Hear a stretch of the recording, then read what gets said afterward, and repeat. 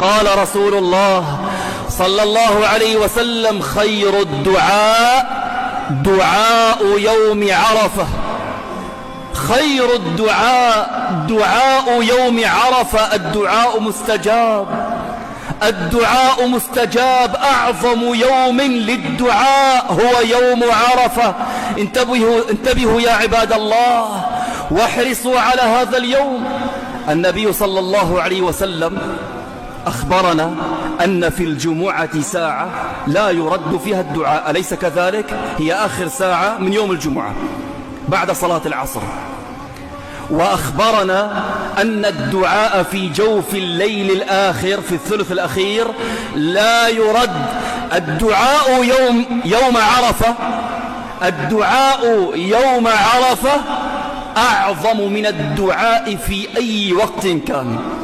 خير الدعاء